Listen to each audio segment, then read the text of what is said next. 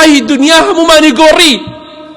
تأثيراتي بسر همومان وهبو إلا تونبي أم دنيا تأثيراتي بسر تونبو والله إمام عمر الرضاي خوالي بأم دنيا تأثيراتي بسري ونبو والله خاوني هيج نبو فقير بو هجار بو لكاتك أم مسلمانان هميان تيربون بوي إسلام نعمته هر كاتك إسلام حكمي خلقي كر إسلامي راستقين نك إسلامك إسلام ناشرين دكات إمامي عمر كوري خطاب رضاي خوالي بي خليفة بو هاد بو ولاتي الشام إمامي أبو عبيدي كوري جراح رضاي خوالي بي كيك لوك دا نفري مزجيني بهشتي بيدراوا أمير بو دا صلادار بو للشام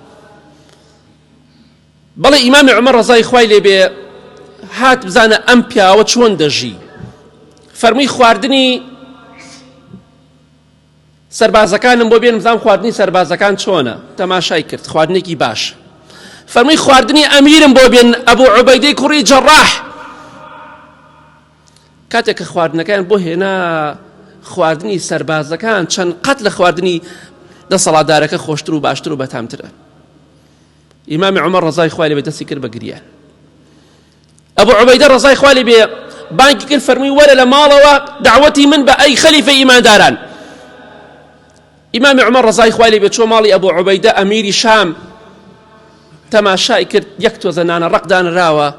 لواتو زد جوي وشك دان الراوة هيتش لمالا كاني وشك زور قريا إمام عمر رضاي خوالي بي ئەگە دین چاک بوو دینداریەکەت چاک بوو گوێ بە هیچ نادەی دڵخۆشی دەستی کرد بە گریان ئیمام عومەر ڕەزای خوای لێ بێ زۆر گریا فەرمی ئەمە ماڵەکەی تۆیە ئەمە خواردنی تۆیە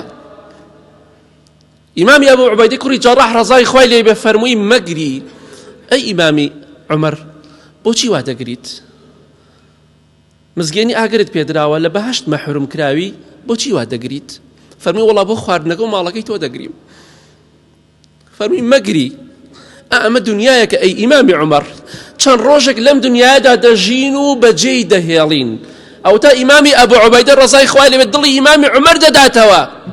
ئەوە دینداریە ناڵێ خوابی بڕێ ئەمەکەی ژیانە منی تیام وەکو خەڵکی ئەمڕۆ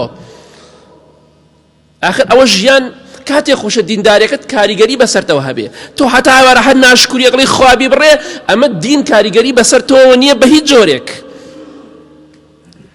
بەڵێ ئیمامی عومەر ڕەزای خوای لێ بێ دڵی ئەداتەوە ئەبوو عوبەیدە بەگری ئەی ئیمامی عومەر ئەمە چەند ڕۆژێکە لەم دنیادا دەژین و بەجێی دەهێڵین گرنگ قیامەتە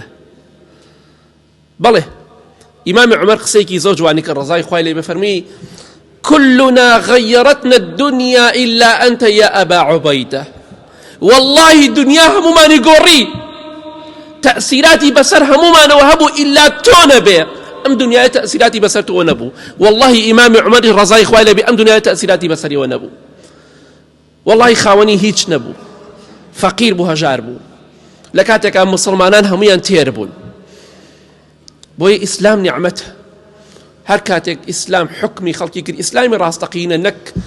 إسلامك إسلام ناشرين دكات بوي بيغمري خواه دي فرمو صلى الله عليه وسلم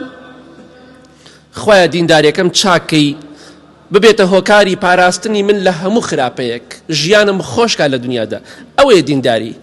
اگر دين داري كاريگري بسرت وهبو جيانت زور خوش دا بيلم دنيا دا زور بخوشي دجيت بوي بردوان بلي خواه دين داري كم تشاكي